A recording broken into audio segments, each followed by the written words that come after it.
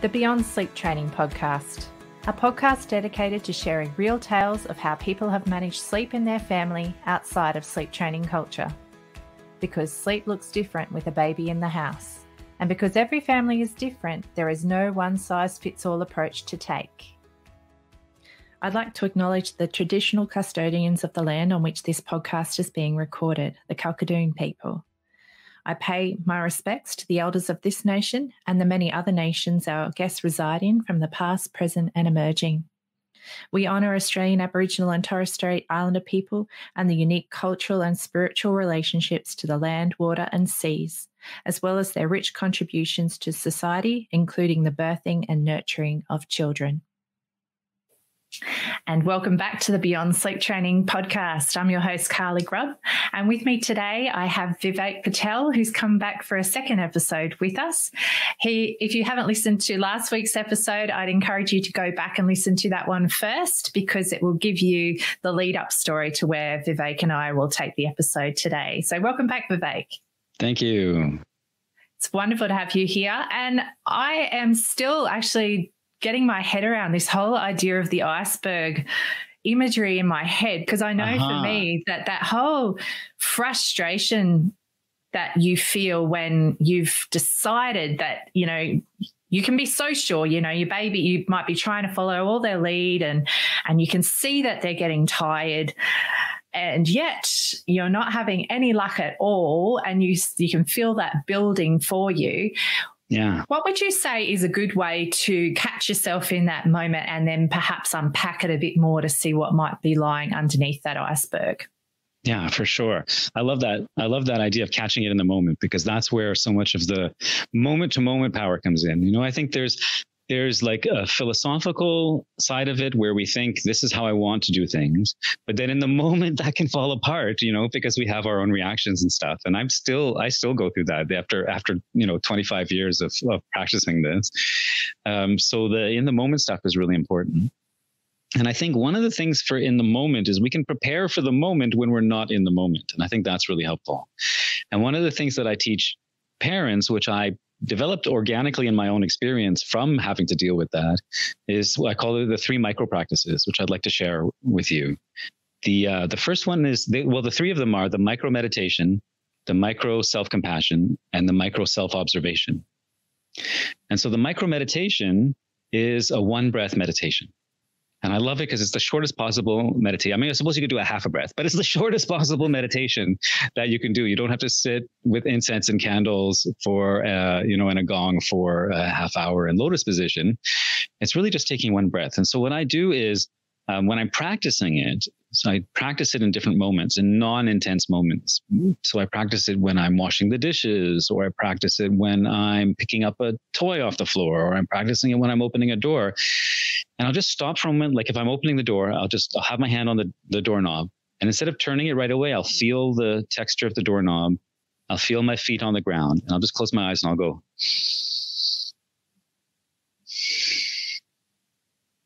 And then I go on. And that's it, you know, and then I'll do it again and I'll do it again.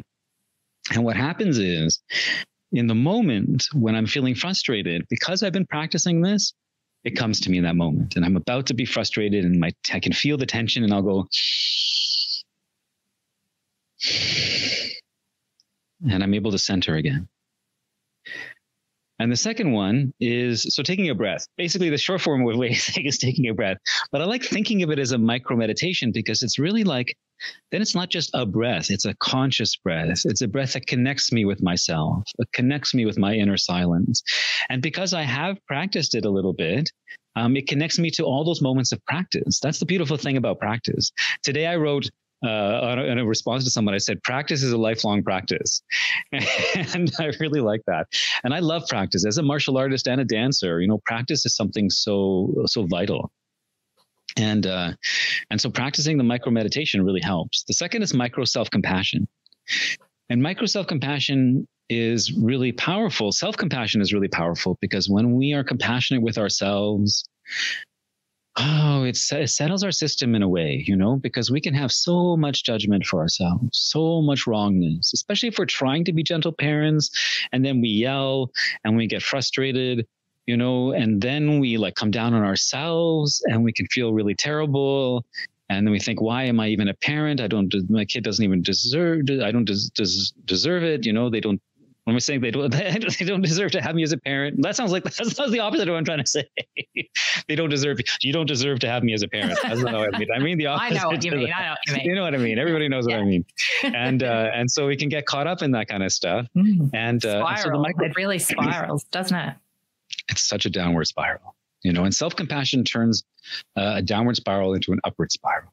And I love the upward spiral. I talk about the upward spiral all the time. We can choose to shift downward spirals into upward spirals with a few different mindset shifts. And so the self-compassion, the micro self-compassion, again, I practice it throughout the day. So like, both in challenging moments and in happy moments, I'll take a moment and I'll just say, Vivek, you're doing okay. You're trying your best. You're dealing with a lot. A moment of kindness to myself. I'm here for you. I love you. I care about you. You're a loving person. And I'll say things like that to myself. Right. But again, it's just one, like, let's say I'm trying to open a jar of pickles. This happens to me. I try to open a jar of pickles and it won't open, and I twist a little hard and I get frustrated and I'm like, Arr!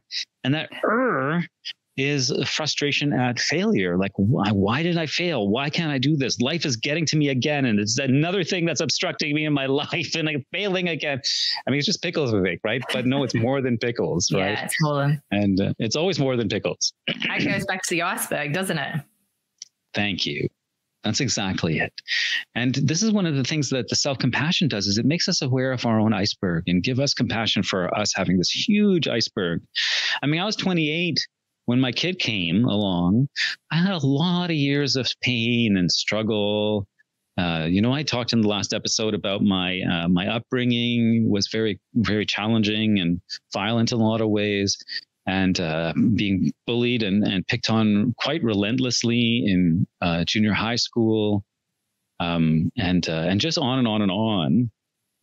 And so all of that stuff was in me, right?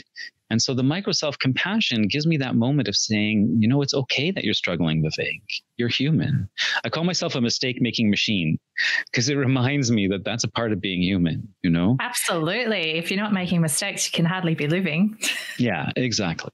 And I say, if you're not making mistakes, you're not on your learning edge. I always want to be on my learning edge. Yeah. And I'm just thinking with the self-compassion side of things too, it's very much because when you're a parent, especially with a little person, it can feel really lonely because so much of what's going on is done relatively privately. And so being able to be a witness for yourself for the struggle that you're in or the challenges you're facing, but also how well you're actually doing. Sometimes you can only be your own witness because you're the only person there who can do that. So it's really powerful, that self-compassion element for what's so often unseen effort. Yeah, for sure. That's exactly it. And, if you're trying to be a gentle parent in a society that you're surrounded with people telling you to set limits on your kid and set boundaries on your kid and give consequences to your kid, it feels even more lonely because there's nobody you can really turn to. Like when we were going through it, not only could I not turn to anybody, everybody was always criticizing us, they're waiting for you. They're waiting to hear that you're having trouble so they can tell you this is why. Oh, yeah. Yeah. Unfortunately, that's still definitely a challenge many families are facing. And it's really unfair because being able to voice your struggles should be something that you can do in safety. But for many people, there's very few places where they can safely express how they're feeling about their situation without being attacked. Yeah, for sure. For sure. And I had a parent crying to me about that just last night, when we spent an hour together. And, I would say 50 minutes of the hour was holding space for that pain. We didn't jump into solutions right away. It was really about, creating that space of compassion, holding compassionate space for the struggle. So I also, I've mentioned before that I do a meditation every Friday, and one of for the people in my membership group, and one of the, meditations is self-compassion meditation. We spend the whole hour giving ourselves self-compassion, right? We do one for the body, where we give our bodies, different parts of our body, compassion and love. And we do one for ourselves, and we do it for the adult self, and we do it for the child self. And we have all these different ways of doing it. But the micro self-compassion is just a moment, you know? And so you practice that. So then again, in the moment, you take that, you feeling frustrated, you take that breath, you say, it's reasonable that I would be frustrated right now. Of course it's reasonable. I'm human. You don't have to go on and on because you don't really have time in that moment, right? It's just that much. And the third one is the micro self-observation. And it's a little bit different. The self-observation is where I see myself from kind of outside my body. And I imagine that I can see, I'm like, so right now I'm talking. Now I'm watching myself talk. It's a little different because I'm noticing myself and I can see my posture and I notice my hand moving and I'm like noticing things I wouldn't notice when I'm just in it. Yeah. So the micro self-observation is I just take moments throughout the day where I try and observe myself. And I observe not only myself, but my environment and kind of the system that I'm in. I observe my kid, because observing my kid from inside my head is a little bit different than observing me and my kid from outside. And it gives me this other I won't say objective, but let's say less involved in a way, or less, I don't know what the right word for it is. Like you should step away a little bit. That's exactly it. And then I can kind of see, because then I see myself. I'm not valuing myself I'm not like distancing myself. It's not that kind of observation, but I'm seeing myself and I'm seeing my kid. And so the self-observation really helps, because then we notice I'm getting tense right now. I'm about to yell. You may not notice that without the self-observation, right? Or even I'm about to even not even yell necessarily, but I'm about to make a choice that's going to be disconnecting, make a choice that's going to make my kid feel less safe. And then those three, so we practice those three during the day. And then in the moment, they come out almost rapid fire. I notice. So the self-observation happens usually first. I notice first. And then I take that breath. And then I give myself a moment of compassion. And all of that, if you practice, all of that can happen within a second or two.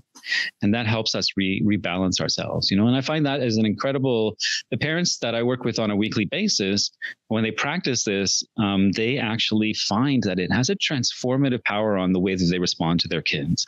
All of a sudden, they find that they're noticing these, like when the yell is coming, they're noticing it way earlier than they would have otherwise, you know, and catching those things earlier, it gives us a huge edge on choosing our reactions. Absolutely. And especially like once it kind of tips past the point, like that's, you know, there's plenty of occasions where I've tipped past the point and I've really needed to walk away, and regroup myself. Whereas if you can kind of catch it that little bit beforehand, you might not have even needed to do the walk away. The walk away is a legitimate option if you've gone, like, you know, that's always an option if you need to get some space. But ideally, wouldn't it be great if you could catch it long before you get to that point? Yeah. And that's a practice for sure. I used to run. I used to call it run. I'd say run, Vivek. As soon as I would notice it, I would notice it even a little bit. And I knew I was past that point. I would run. Even if it would like shock my kid, I would rather her shocked about that than shocked with me yelling at her. Right. So I'd run into the bedroom. I would bury my face in the pillow and I would scream into my pillow, thrash around on the bed. Literally, I did this on a regular basis, thrash around on the bed. That pillow saw a lot. That pillow could talk. I often wonder where that pillow is now. I really do.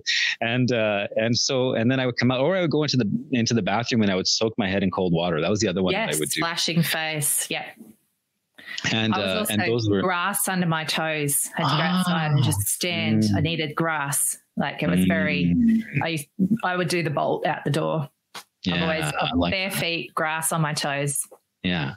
Yeah, for sure. And I think I think that's one of the beautiful things is we can take these ideas and then we can figure out for our own temperaments what really works for us, right? What feels good for you? What would actually give you that help you to stop the downward spiral and start to work back up again? Yeah, that's exactly it.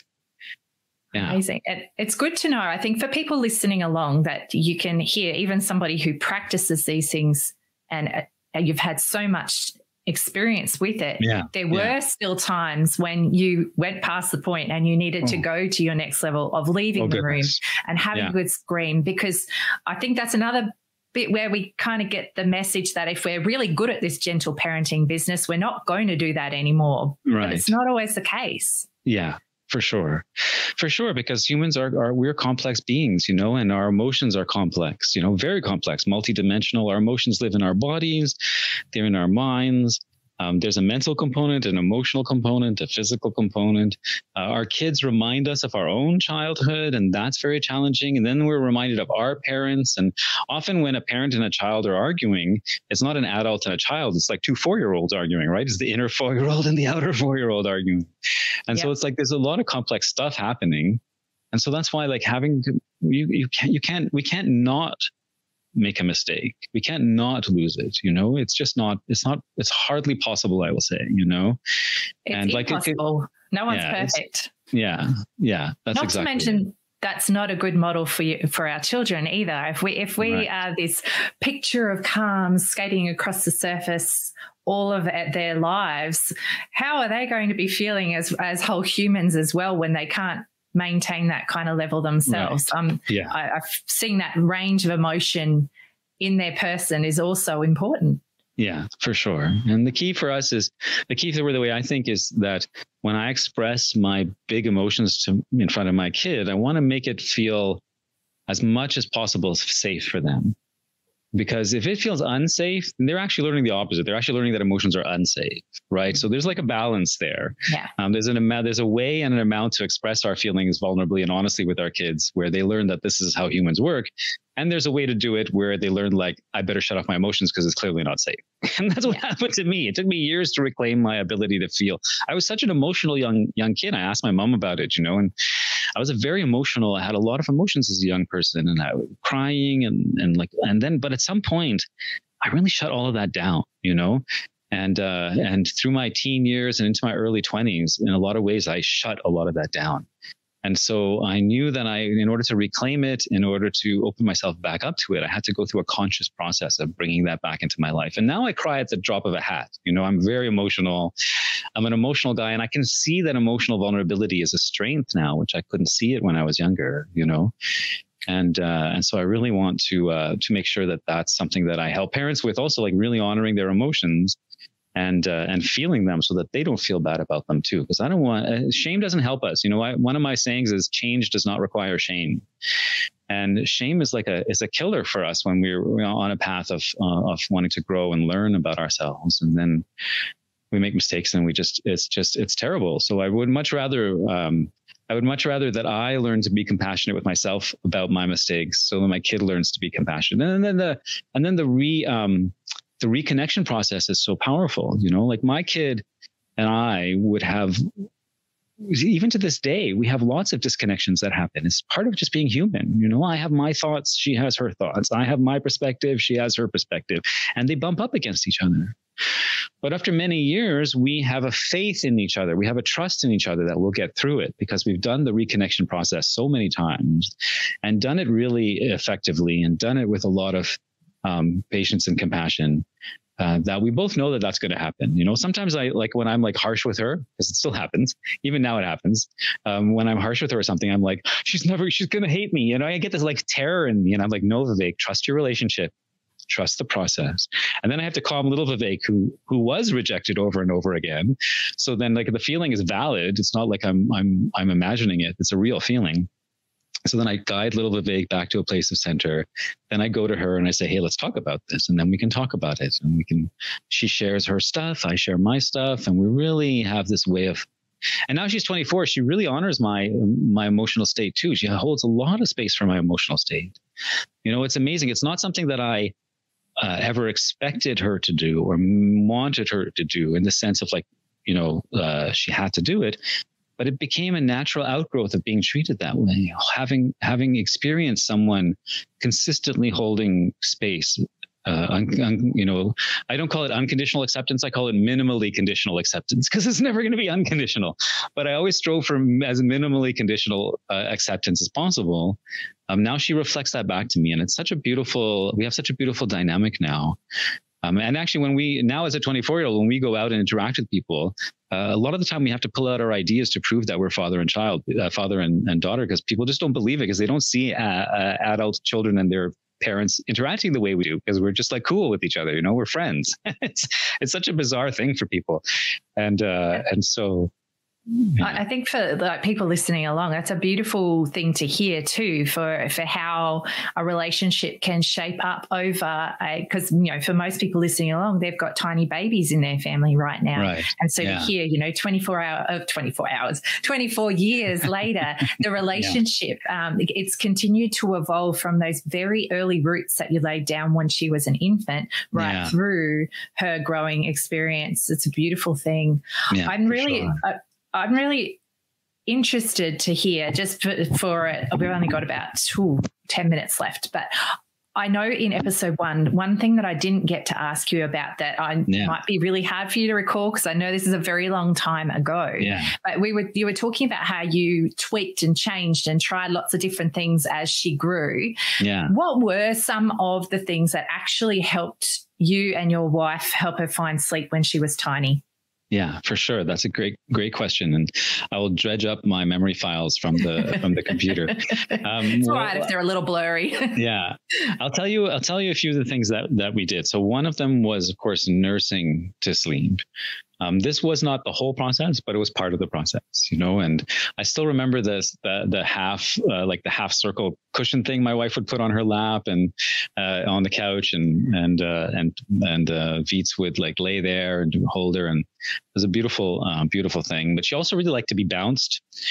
So I would hold her in my arms and I would just walk around the apartment, bouncing her. If I stopped bouncing, she would start crying. And so we called it bouncy. And even now we still talk about bouncy. And so the bouncy was, but it was like finding the, but we tried lots of things, right? We tried carrying, we tried a bouncer thing. We tried like play, like we had to find there was a physical component to it that was really important for us to find what worked.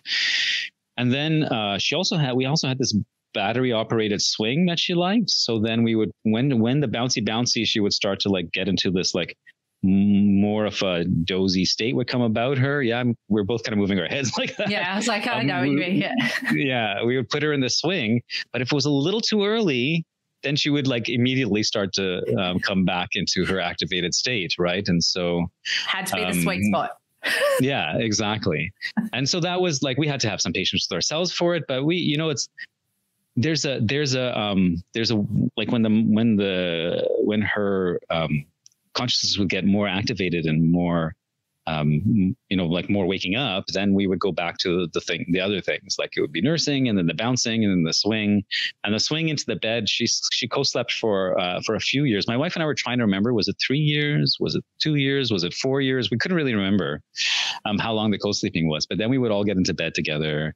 And there was like this beautiful feeling with the three of us getting into bed together and nurturing this sense of calm and connection between us. And then the meditating was really helpful. I mentioned it in the past episode as well, but the meditating was super helpful for us. We would meditate, but one of the things that I did also was I would talk to her in her sleep a lot of the time.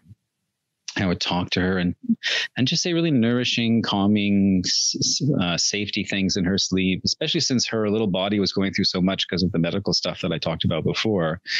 I really wanted to help calm her nervous system as much as possible. We would do a lot of foot massages on her, foot and leg massages and hand massages. I found she really liked. And so I think massaging even little babies, like really gentle massages, can have an impact on the nervous system. And she really liked those things. So those are the things and finding the right music and the right soundscape was a huge thing too. I recently had a parent who was trying to find something for her kid to fall asleep. And they settled on like this heavy metal rock thing they tried all this calming music. They didn't put the kid to sleep. And then they started playing like AC/DC and Ozzy Osbourne. The kid just fell asleep like that. They were like, I had no idea. Oh, that's awesome. That kid's going to be rocking. I love that. Yeah, or maybe not. Sure. Maybe they'll be asleep at the back of the gig. Right. Right. Yeah. How soothing for the soul, but hey, whatever works. Because that's the thing, exactly, isn't it? Like you're getting to know a little body and a little brain, and what they find peaceful and restful can be completely different to what you thought. And you can tell like over time too, it really changes too, what they prefer when they're very tiny. Definitely. Through to as they get older. Did you find that like as she became a toddler, were there different things that helped bring her calm at the end of a busy day? Yeah, for sure. One of the things was, so especially when she decided to sleep on her own, because it was entirely her. You know, we were entirely on her timeline for those kind of things.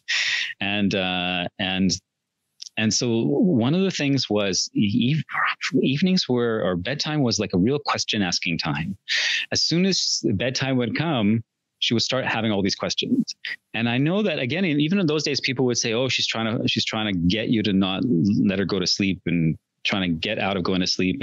But we never saw it that way. I always saw it as like, you know, that's what her brain needed at that moment, you know, and that's what her brain wanted. That's the kind of connection she wanted. That's the kind of wanted, needed, both, you know, Yeah. A lot of the times, people, yeah. Well, you know, I'll tell you, a lot of the time people say, oh, is it a want or a need? And then if it's a want, somehow it has less validity. I never saw it that way. Does it even matter? Like, if it's going to help her wind down to sleep? Because that's the thing. Like, I often, like, if you can't debrief your day, sometimes you can't sleep. Right. Exactly. Like, you know, usually those questions are the last things on their mind. Yeah. And if you can actually work through those, I have a very avid questioner. My second guy is heavy on the bedtime questioning. So I can definitely relate to that. Yeah. Yeah. And bath time made a big difference. And even in those early days, every single night, it was a foot massage, you know, I think she was probably as old as like 13 before she stopped wanting me to give her a foot massage at nights, you know? And it was, and I remember I was like, and there's another time I was like, are you sure? Yeah. And every now and then, like she'll have a sore leg or something, and she'll say, Dad, can you put some like Voltaren on my leg or something? You know, like something to I got a cramp, and I'm like inside, I'm like, yes. And she's in my mind, she's 3 all of a sudden, and I'm like doing that. And so those were really big things. And honestly, you know, Carly, one of the things that really helped me through the whole sleep process was the mindset. You know, a lot of it was the practical things, and I think it's really great to have a whole lot of different practical things to try.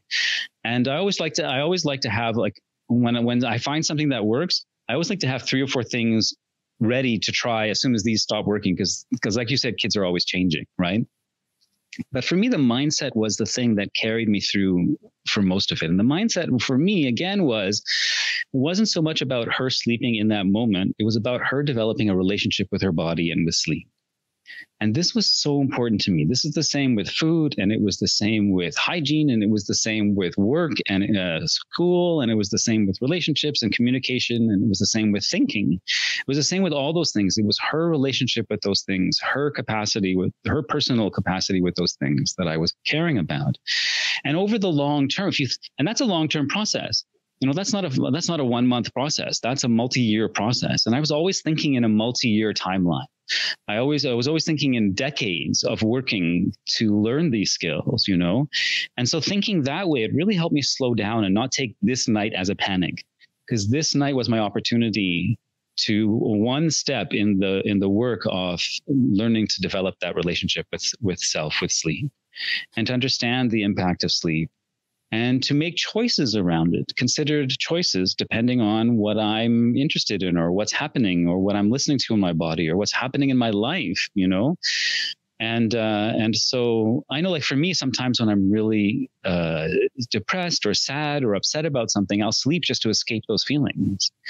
And sometimes when I'm really anxious, I won't sleep, you know, until like 4 a.m. And I don't think either of those things are wrong. I think they're just different ways that we relate to ourselves. And so when I would remind myself, what you're doing right now is helping her develop her relationship with sleep. Even when she would cry and have trouble sleeping, I wouldn't think of it as a failure or wrong. I would think this is part of her learning that, you know? And so I would always be able to shift when I won't say always, when I was able to shift my mindset from trying to get something to happen to the longer term development that I was, part of, nurturing, inspiring, and supporting. It really helped me have compassion for myself and have patience with the whole process. And I think that's something that we work on still on a daily basis. For myself, I still remind, even as a 24-year-old, you know, right now she's in her first long-term relationship. She's been with her girlfriend for like 1.5 years now. and they're planning to move in together. There's a whole different phase of life. And wow. even now, Awesome. and we're doing apartment hunting together, and we're looking for different things. And it's a whole thing. We're talking about budgeting, and we're learning all these things that we've been all, but I mean, we've always been kind of exploring and learning those things. And so I'm watching myself as I do it. I'm like, okay, Vivek, now remember, as you're looking for the apartment, what you're really doing is helping her develop a relationship with this aspect of life, going out there, having to deal with people, having to think about money, having to sign a thing, and all that kind of stuff. So even now I'm still focused on that the more relationship with self aspect of it. And I think this is really for me, it's the most powerful mindset to approach parenting, because it gives us that broader perspective. I think it's really the power in it too, is that it applies right across the lifespan. Like you said, like there's there are unique challenges and things you face with your babes at different times in their life, but there is this overall mindset that can really help you make sense of the bigger picture while you're in the nitty gritty part, because that's the thing, like especially with little babies, sometimes you're just up to your eyeballs in it and it's hard to see your way through, but there really is this bigger picture that's overarching everything you're doing with your little family, and no one day is going to decide the outcome for your family. Even if it feels like it in the moment. Absolutely, because it can just swallow you whole. Now, I can't believe it, but we're coming up to our 30 minutes already, and so I'm going to have to ask, so we're going to have to finish off, I'm afraid, but I would love if you've got one last tip you'd like to share with our listeners for this week. Absolutely. One thing I'm going to share is to have a mindset of curiosity. I love the word curiosity. It's so powerful. And curiosity, I practice a dance form called contact improvisation. And it's an entirely improvisational dance form. I love it so much, which means there's no choreography, there's no steps to learn, there's no music, there's no you don't have to learn anything to memorize. It's all about principles. And one of the founders of the form had a saying that said, replace ambition with curiosity. And I really like that. It really helps me. And curiosity puts us in a question asking mode, puts us in a investigative mode. It leads us to the iceberg too, right? It leads us to the iceberg consciousness, where we're looking under the surface at things. And so one of the things that I do is, as soon as I come upon any kind of struggle, is I start asking questions. I ask myself questions. I ask my kid questions, and I start inquiring. And a curiosity mindset doesn't have a predetermined answer to the question. That's the beautiful thing about it, right? If I ask my kid, there's not always an answer either, is it? There's not, exactly. That's Sometimes exactly it. There is no answer. Being okay with that is a big thing. Yeah, right? That one's the killer. Yeah, for sure. And that's the beautiful thing about the curiosity mindset is it values just the experience of curiosity, the experience of exploration. And so when my kid is not sleeping or in some other way frustrating me in some way, then I ask questions. I ask what's happening for me right now. I usually ask about myself first, because that's unusual. We to go inward first, and I really love that, asking about myself. What's going on for me right now? What's going on for my kid right now? What's going on in the environment right now? What's happening in their body? What's happening in their mind? A lot of the time we have so many things that are happening in our mind that are from the past. At this moment, all of a sudden, they all come together and make a big explosion. There are these videos, I call it the watermelon analogy. There are these videos on YouTube where people put elastic bands around a watermelon. Have you seen this? Oh, I've seen it. Yeah. Have you? And they put like one or two doesn't do anything because the watermelon's strong. But once you get 300 or 400 elastic bands around a watermelon, and you put that one last elastic band on, and the whole thing explodes, and someone gets a seed in their eye, and there's watermelon flying everywhere, right? Yeah. And emotions are very much like that. We have elastic bands building all throughout the day, and little ones too. Little things like their their tower blocks fall down. They couldn't open a door. They didn't get they asked for the blue cup, but they got the red cup. And we don't know, like, there's so many little things that build up. And then all of a sudden, like, you just say hello, and they're crying or they're screaming at you, and you don't know why. It's because of the elastic bands. That's exactly. It's really important with babies and toddlers and preschoolers particularly. I find that because it can seem like, and I know, and once again, this is a bit of self-compassion because sometimes you just need to have a bit of a laugh. But when it comes to little people, you often see people, I don't want to use the word tease, but it's like making light of the reasons why a toddler has had a meltdown. Right. And it's really just iceberg stuff where you're missing. Yeah. It wasn't about that one thing. Yeah. It's actually a whole collection of things that was just the straw that broke the camel's back kind of thing. Exactly. It set them over the edge. The elastic band that exploded the watermelon. Yeah, exactly. The elastic band. It's the new saying. Yeah, I like it. It is exactly how it is too. The pressure building until poof.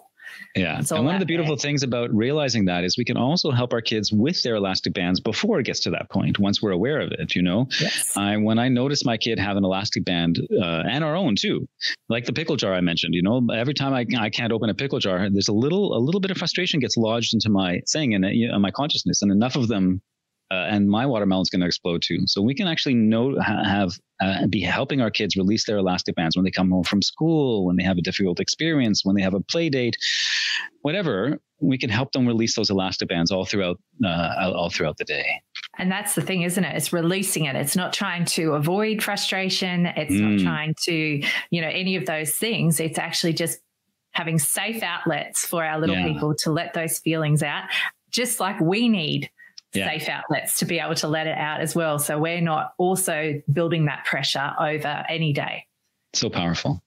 Really powerful. Thank you so much, Vivek. I feel like we've just got so much wisdom out of your 2 episodes, and I'm really grateful that we could take you back all those years. I know.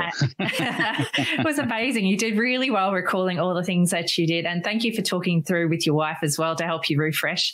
It was kind of fun, actually.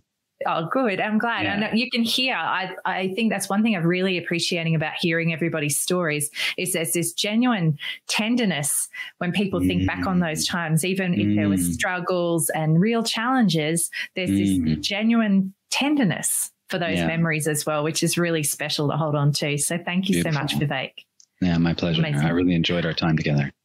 It's awesome. And I will be dropping all the links to your work into our show notes as well. So if you haven't already, go and check out Meaningful Ideas. And we already in the Beyond Sleep Training podcast, in the Beyond Sleep Training Project group, we regularly refer our people over to Gentle Parents Unite, the group that Vivek helps run with Sir Joe Johnson, because it's just a really fabulous resource for families, especially as your little people grow, because once they hit toddlerhood and whatnot, the challenges really do shift and change from the initial focus that we find people coming to our group for. And our admin team is like so wise and so powerful. And they're very diverse. It's like the most diverse group I've ever been with. It's so wonderful. I love being part of that group.